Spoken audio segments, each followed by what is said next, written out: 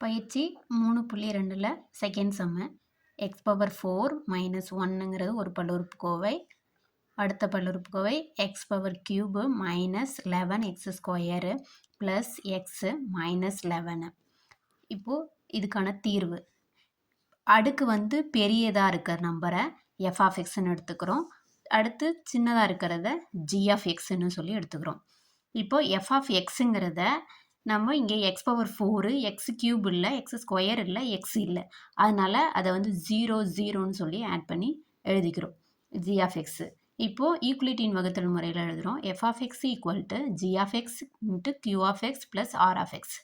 F of X என்னது? X power 4 plus 0 X cube plus 0 X square plus 0 X minus 1 equal G of எக்ஸுங்கிறது என்னது? X cube minus 11 X square plus X minus 11. இப்போ இங்கே ஈவு என்னன்னு தெரியாது, மீதி என்னன்னு தெரியாது. இப்போ இதை வகுக்கிறோம். எஃப் ஆஃப் எக்ஸுங்கிறத வகுக்க எடுத்துக்கிறோம், வகுப்படும் எண்ணாவும் எடுத்துக்கிறோம், வகுக்கும் எண்ணாவும் எடுத்துகிட்டு இப்போது ஃபஸ்ட்டு எக்ஸால் மல்டிபிள் பண்ணுறோம். X into X cube X power 4 minus 11 x into X square X cube plus X into x X square minus X into 11 x. இப்போது சைனை சேஞ்ச் பண்ணி எழுதிக்கிறோம். ப்ளஸ் இருக்கிற இடத்துல மைனஸு, மைனஸ் இருக்கிற இடத்துல ப்ளஸ்ஸாக சைன் சேஞ்ச் பண்ணிட்டு X power 4 minus X power 4 cancel ஆகிடும். அடுத்தது இங்கே 0 எக்ஸ் கியூபு, இங்கே மைனஸ் 11 எக்ஸ் கியூபு. அப்போது மைனஸ் ப்ளஸ் இங்கே சைன் சேஞ்ச் பண்ணியிருக்கோம், அதனால் plus 11 X cube 0 X square minus X square, அப்போது minus X square 0 X plus 11 X, அப்போது plus 11 X, remaining number minus 1. அடுத்தது இங்கே எக்ஸ் கியூபுக்கு முன்னாடி 11 இருக்குது. அப்போ இங்கே எக்ஸ் கியூபுக்கு முன்னாடி இங்கே 11 வரணும்னா 11ஆல் மல்டிபிள் பண்ணணும். அப்போ plus 11 X cube minus 11 into 11 121 X square plus 11 x minus 11 into 11 121. இப்போது சைனை சேஞ்ச் பண்ணணும், மைனஸ் ப்ளஸ்ஸு மைனஸ் ப்ளஸ்ஸுன்னு. இப்போ 11 X cube minus 11 X cube cancel ஆகிடும்.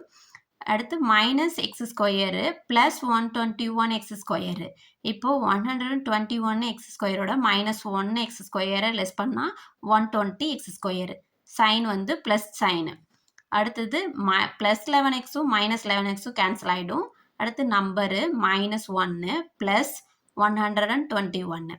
இப்போ 121 மைனஸ் 1 மைனஸ் பண்ணோன்னா ப்ளஸ் 120. இப்போ இதில் காமனாக 120 இருக்குது, அதனால் காமனாக வெளியே எடுத்துடுறோம். ரிமைனிங் எக்ஸ் ஸ்கொயரு ப்ளஸ் இங்கே 1 ஆகிடும். இப்போது இதை இந்த ஃபார்மேட்டில் எழுதுகிறோம். F of x g of x, இங்கே ஈவு என்னது? X plus 11. அடுத்து ப்ளஸ் மீதி என்னது? 121 இன்ட்டு எக்ஸ் ஸ்கொயர் ப்ளஸ் 1. அடுத்து இதில் 0 மீதி வரல, அதனால் திருப்பி இதை வகுக்கிறோம். அப்போ எக்ஸ் ஸ்கொயர் ப்ளஸ் 1ஆல் இந்த வகுத்தியை வகுக்க போகிறோம். அப்போ X square plus 1 X cube minus 11 X square plus X minus 11. இது வகுத்தி, இது மீதி. அந்த மீதியை வச்சு திருப்பியும் வகுக்கிறோம். இந்த நம்பரை வகுக்கும்போது இந்த வேரியபிளில் வகுக்கிறோம். வகுக்கும்போது எக்ஸு இங்கே எக்ஸ் கியூபுன்னு இருக்குது, இங்கே எக்ஸ் ஸ்கொயர்னு இருக்குது. அப்போ எக்ஸால் மல்டிபிள் பண்ணால் எக்ஸ் கியூபு கேன்சல் ஆகிடும், அதனால் எக்ஸால் மல்டிபிள் பண்ணுறோம். X into X square X cube. அடுத்தது எக்ஸு இன்ட்டு இங்கே எக்ஸ் டேர்மு இல்லை, அதனால் இங்கே 0 X into x 0 X square ஆகிடுது. அடுத்தது எக்ஸு 1ஓட மல்டிபிள் பண்ணும்போது ப்ளஸ் எக்ஸுன்னு ஆகிடும். இப்போது சைனை சேஞ்ச் பண்ணுறோம், மைனஸு மைனஸ் மைனஸு. இப்போ X cube minus X cube cancel ஆகிடும். மைனஸ் 11 எக்ஸ் ஸ்கொயரு, இங்கே 0ங்கிறதால மைனஸ் 11 எக்ஸ் ஸ்கொயர் அப்படியே வரும். Minus X plus X cancel ஆகிடும். Remaining number minus 11. இப்போது இங்கே 11 எக்ஸ் ஸ்கொயர் இருக்குது, முன்னாடி கெழு 11 இருக்குது. அப்போது 11ஆல் மல்டிபிள் பண்ணால் இது கேன்சல் ஆகும். இங்கே மைனஸ் இருக்கிறதால நம்ம மைனஸ் 11ன்னு மல்டிபிள் பண்ண போகிறோம். மைனஸ் 11 எக்ஸ் ஸ்கொயரு மைனஸ் 1ஓட 11 மல்டிபிள் பண்ணும்போது மைனஸ் 11. இப்போது மைனஸு மைனஸ் சைனை வந்து சேஞ்ச் பண்ணுறோம். அப்போ ப்ளஸ் ஆகிடும். இப்போ -11x² + 11x² கேன்சல் ஆகிடும். -11 + 11 கேன்சல் ஆகிடும். இப்போ ஈக்குவல் டு வந்து 0 வந்துருச்சு. இப்போ நம்மளுக்கு மீதி வந்து 0 வந்ததால் இதோடைய வகுத்தி வந்து நம்மளுக்கு என்னன்னா x² + 1ங்கிறது தான் இதோட வகுத்தி.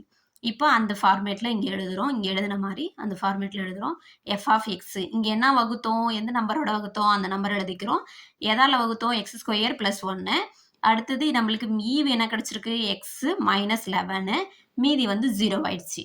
இப்போ நம்ம f(x)ம் g(x) உடைய வகுத்தி என்னது, அதோடைய வகுப்படுற நம்பர் என்னது, மீப்பேவா என்னது x² + 1. அவ்வளோதான்.